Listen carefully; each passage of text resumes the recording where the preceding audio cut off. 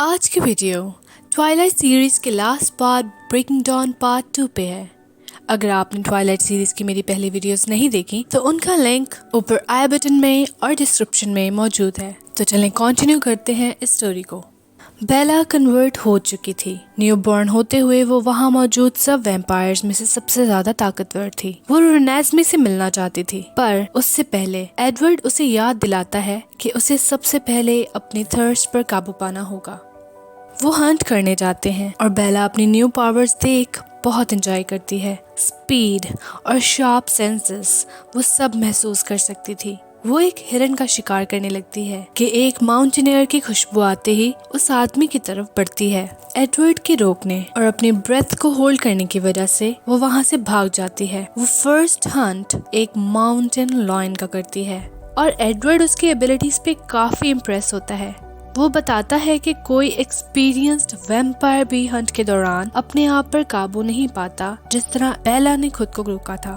घर आते ही जेकब बेला से मिलता है। बेला उसको देखकर खुश थी और ये भी जान गई थी कि वेयरवुल्व्स की स्मेल वैम्पायर्स के लिए कितनी बुरी थी। वो अब रेनेस्मी से मिलने के लिए रेडी थी। रेनेस्मी को हाथों में लेते ही वो देखती है कि वो बड़ी हो गई है। रेनेस्मी उसे अपने हाथ से टच करके अपनी फीलिंग्स बताती है कि वो अपनी माँ को पहचानती है। बेला उसके गिफ्ट से हैरान थी। तभी जेकब रेनेस्मी को वापस लेने लगता है तो वो जान जाती है कि उसने उसकी बेटी पर इम्प्रिंट कर लिया है। वो उससे काफी मारती है और वो उसे बताता है कि शुरू से रेनेस्मी ही थी जिसकी वजह से बेला जेकब के लिए अट्रैक्शन फील करती थी। वो इससे फिर मारने लगती है जब जेकब रेनेस्मी को निक नेम से बुलाता है कि बीच में सेथ आ जाता है और उसे चोट लग जाती है। बेला रुक जाती है और सेथ से अपोलोजाइज भी करती है।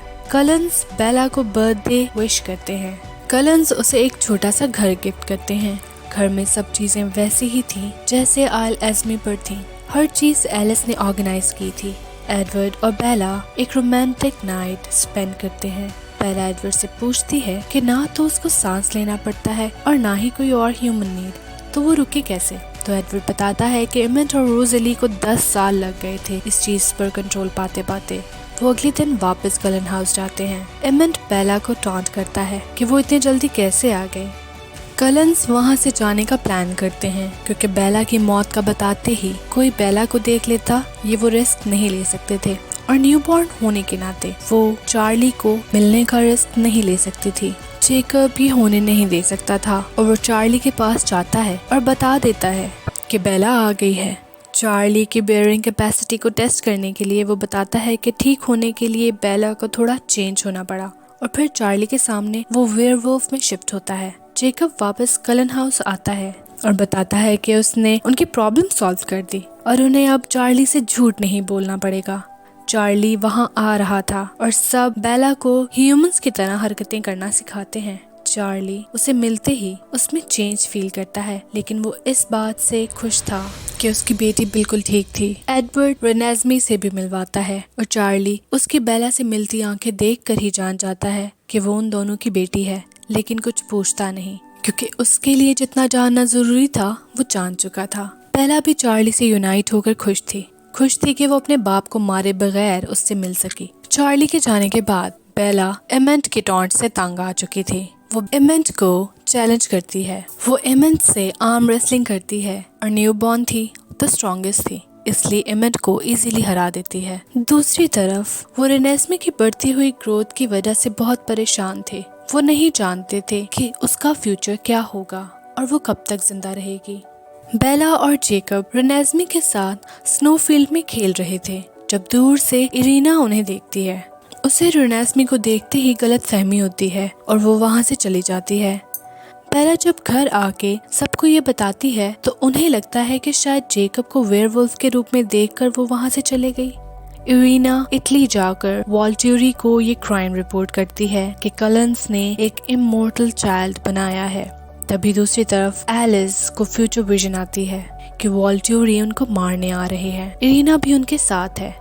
तभी एडवर्ड पूछता है कि फील्ड में क्या हुआ था तो वो बताते हैं कि रेनेस्मी सिर्फ स्नोफ्लेक्स पकड़ रही थी। एडवर्ड समझ जाता है कि इरीना ने समझा होगा कि रेनेस्मी एक इमॉर्टल चाइल्ड है कार्लाइल बताता है कि किस तरह कई साल पहले इरीना और तानिया की माँ ने एक इमॉर्टल चाइल्ड क्रिएट किया था जिसने तबाही फैला दी थी, क्योंकि ना तो उनको समझाया जा सकता था, ना वो अपनी भूख पर काबू पा सकते थे। वो बहुत खूबसूरत थे, लेकिन वॉल्ट्यूरी ने उनको खत्म कर दिया। इस क्राइम की वजह से इरीना की माँ भी मारी गई, लेकिन वो ये नहीं जानती थी कि रेनेस्मी एडवर्ड की बायोलॉजिकल बेटी है।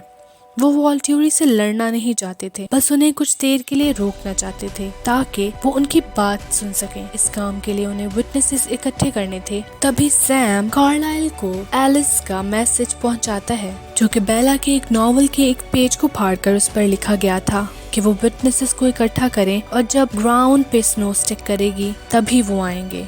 एलिस उनको बगैर बताए उनको छोड़कर चली गई थी। वो सब उसके जाने पर उदास तो थे, लेकिन अभी एलिस की बताई इंस्ट्रक्शंस के मुताबिक वो विटनेसेस इकट्ठे करते हैं। सबसे पहले वो तानिया और इरीना की फैमिली के पास जाते हैं। रेनेस्मी उनसे मिलती है तो वो सच जान जाते हैं कि वो एक इमॉर्टल चाइल्ड नहीं। इसी तरह वो बारी बारी कार्लाइल के सभी दोस्तों को इकट्ठा करते हैं। इजिप्ट में अमून की फैमिली, जिसमें बेंजामिन था, जिसको अर्थ के एलिमेंट्स को कंट्रोल करने का गिफ्ट था। अमेज़न से सेना और जेफ्रीना, जो कि माइंड को कंट्रोल करके कुछ भी दिखा सकती थी। गैरेट, कार्लाइल के आयरिश फ्रेंड्स, इमेंट के नोमैड दोस्त, इतने सारे वैम्पायर्स वहाँ इकट्ठे हो चुके थे। जैसे जैसे वैम्पायर्स का नंबर इंक्रीज हुआ, वैसे ही वेयरवुल्व्स की पॉपुलेशन भी बढ़ रही थी, क्योंकि खतरा सेंस करते ही उनके जीन्स एक्टिव हो चुके थे। एलिएजर बेला की एबिलिटीज को और उसके गिफ्ट को पहचान जाता है। वो कहता है कि बेला एक शील्ड है, जिसकी वजह से उसके सेंसेस को पेनिट्रेट नहीं किया जा सकता। दूसरी तरफ जेकब और उसके साथी ऐसे वैम्पायर्स को सेंस कर चुके थे जो डेफिनेटली अनइनवाइटेड उनके एरिया में घुसे चले आ रहे थे। तभी कार्लाइल और बाकी सब आके देखते हैं कि वहाँ व्लादिमीर और स्टेफान आए थे। वो बताते हैं कि उन्होंने सुना था कि कार्लाइल वॉल्ट्यूरी के खिलाफ खड़े हो रहा है। उन्हें लगा कि कार्लाइल और बाकी सब उनका मुकाबला नहीं कर सकेंगे, बस वो इस इंतजार में थे कि वॉल्ट्यूरी के खिलाफ कब कौन खड़ा होगा। एलिएजर बताता है कि जब आरो को कोई किसी कवन से चाहिए होता है तो देर नहीं लगती उस कवन के खिलाफ कोई बहाना ढूंढने के लिए। एडवर्ड कहता है वो ये सब कुछ एलिस को पाने के लिए कर रहा है। बेला समझती है कि शायद एलिस को इसी वजह से वहाँ से जाना पड़ा। इस सब से डर कर जब अमून वहाँ से बेंजामिन को लेकर जाना चाहता है तो एडवर्ड उन सबको कहता है कि कब तक सब छुपते फिरेंगे। नेक्स्ट टाइम अगर वॉल्ट्यूरी को कोई चाहिए होगा तो वो उसे छीन लेंगे। वो कहता है कि कार्लाइल तो कभी फाइट करने के लिए तुम लोगों को नहीं कहेगा, लेकिन वो चाहता है कि उसकी फैमिली और उन सब की फैमिलीज के लिए वो सब फाइट करें, ताकि जिस तरह की लाइफ वो जीना चाहते हैं वो बगैर डर के जी सकें। तभी सब में हिम्मत आती है और वो बारी बारी फाइट करने के लिए उनके साथ खड़े हो जाते हैं। बेला जानती थी कि उन्हें किस चीज का मुकाबला करना है। जेन और उसका डेडली भाई एलेक्स, जिसके पास सेंसेस को डिसेबल करने की पावर थी। सब लोग मिलकर फाइट की तैयारी करते हैं। बेला अपनी शील्ड को प्रोजेक्ट करके अपने अलावा किसी और को प्रोटेक्ट करने के लिए भी ट्रेन करती है, जिसमें केट उसकी मदद करती है, एडवर्ड को एज अ मोटिवेशन यूज करके। रात में सोते हुए रेनेस्मी बेला से पूछती है कि क्या आंट एलिस और जैस्पर अंकल उसे छोड़कर चले गए, कि वो सब मरने वाले थे। बेला उसे कहती है कि ऐसा नहीं है, वो इसलिए गए हैं कि वो उन्हें प्रोटेक्ट करना चाहते थे। रेनेस्मी को सुलाने के बाद एडवर्ड उसे कहता है कि उसकी बुरी आदत है बेला को हमेशा अंडर एस्टिमेट करने की। बेला ने हमेशा हर ऑब्स्टेकल को पार किया। वो जब उन दोनों के बात के लिए पानी रेडी करने जाता है तो एलिस के लिखे नोट पर बेला गौर करती है। वो उसके नॉवल का एक पढ़ा गया पेज था। जब बेला उस नोट के जरिए बुक खोलती है तो उसे एलिस का मैसेज मिलता है। एलिस मेड श्योर कि वो मैसेज सिर्फ बेला को मिले, जिस पर जे जेंक्स का पता था। एरो बेला का माइंड रीड नहीं कर सकता था। बेला जेकब के साथ रेनेस्मी को अपने डैड के पास छोड़ती है ताकि उसके डैड उससे मिलने ना आए। जेकब जानता था कि वो खुद छुपा रही है, लेकिन उसे फोर्स नहीं करता। मीनवाइल वो जे जेंक्स से मिलने सिएटल जाती है, क्योंकि उस मैसेज ने उसे होप दी थी। जे जेंक्स से मिलते ही पता चलता है कि वो जैस्पर के साथ 20 साल से काम कर रहा है और उसका पिछला पार्टनर उससे पहले 15 साल कर चुका था। जे जेंक्स जैस्पर की हकीकत नहीं जानता था, लेकिन वो अम्यूज्ड था कि किस तरह जैस्पर ने अपने आप को मेंटेन रखा है। बेला को वो पासपोर्ट्स देता है जो उसने जेकब और रेनेस्मी के बनाए थे। बेला की होप खत्म हो चुकी थी। उसे मालूम हो जाता है कि रेनेस्मी का तो फ्यूचर था, लेकिन एडवर्ड और बेला उस फ्यूचर का पार्ट नहीं होंगे। बेला रेनेस्मी का बैग तैयार करके उसमें एक नोट लिख कर रखती है। वो लिखती है कि वो समझती थी कि वो हमेशा साथ होंगे, लेकिन शायद हमेशा इतना लंबा नहीं था। उसे अब मालूम हुआ था कि एलिस ने क्लूज उसके लिए छोड़े ताकि वो रेनेस्मी को सेफ रख सके। दूसरी तरफ क्रिसमस सेलिब्रेट करने के लिए वो चार्ली के पास जाते हैं। वो सब बहुत खुश थे और अब चार्ली को पार्टनर मिल चुका था, सू क्लियर वाटर के रूप में। एडवर्ड और बेला चार्ली को 5 डे फिशिंग ट्रिप का गिफ्ट देते हैं ताकि वो कुछ देर के लिए शहर से दूर रह सके। फाइट से पहले वो सब इकट्ठे होकर अपनी वॉर स्टोरीज डिस्कस करते हैं। व्लादिमीर और स्टेफान बताते हैं कि किस तरह जब वो हुकूमत में थे तो कितनी पावर में थे। वॉल्ट्यूरी ने उनके कासल्स जला दिए और वो 1500 साल से इस इंतजार में थे कि वो कब उनका बदला लें।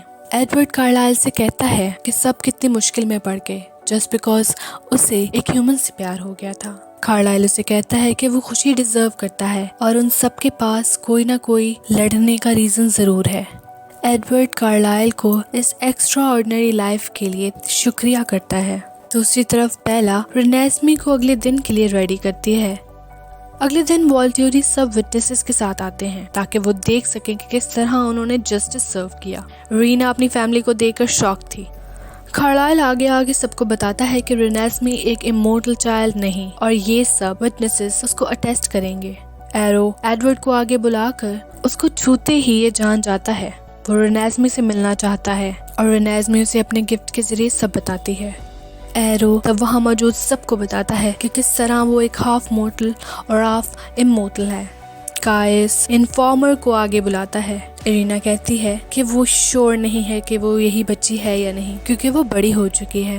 वो कहती है कि कलन्स बिल्कुल इनोसेंट है और ये कि वो इस सब चीजों की जिम्मेदारी लेती है और वो अपोलोजाइज करती है, लेकिन काइस जानबूझकर उसे मरवा देता है ताकि बहाने से फाइट स्टार्ट हो। गैरेट, रोजली, इवेंट, एलियाजर और जेफ्रीना इरीना की तीनों बहनों को रोकते हैं क्योंकि वो वॉल्ट्यूरी से फाइट नहीं करना चाहते थे। तभी जेन एडवर्ड को पेन पहुंचाने लगती है तो बेला उन सबको शील्ड से प्रोटेक्ट कर लेती है। उन्हें बेला पर गुस्सा आता है और एलेक जैसे ही अपनी पावर यूज करने के लिए आगे बढ़ता है तो एरो उसे रोक लेता है। कार्लाइल कहता है कि कोई कानून नहीं टूटा तो आरो एग्री करता है, लेकिन वो कहता है कि रेनेस्मी के फ्यूचर के बारे में वो नहीं जानते। उन्हें नहीं पता कि वो डेंजर है या नहीं। उनकी हिस्ट्री में पहली बार उन्हें इंसानों की एडवांस टेक्नोलॉजी से खतरा था और ऐसी मौजूदा सूरत हाल में जो वो जानते हैं वही उन्हीं के लिए सेफ है। तभी वहाँ एलिस और जेस्पर आ जाते हैं। सब एलिस को देखकर बहुत खुश थे, इंक्लूडिंग आरो। एलिस उसे कहती है कि उसके पास एविडेंस है कि ये चाइल्ड उनकी काइंड के लिए खतरा नहीं है। वो उसे फ्यूचर शो करती है। अभी एरो ने एलिस का हाथ पकड़ा ही था।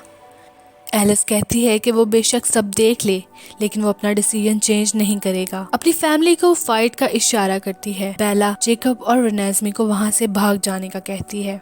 एलिस एरो को किक करती है और गार्ड्स उसे पकड़कर ले जाते हैं। कार्लाइल उसे बचाने के लिए सबसे पहले आगे बढ़ता है लेकिन एरो उसे मार देता है। वुल्फ समेत अब सभी आगे बढ़ रहे थे। बेला शील्ड से जेन के अटैक्स को रोक रही थी।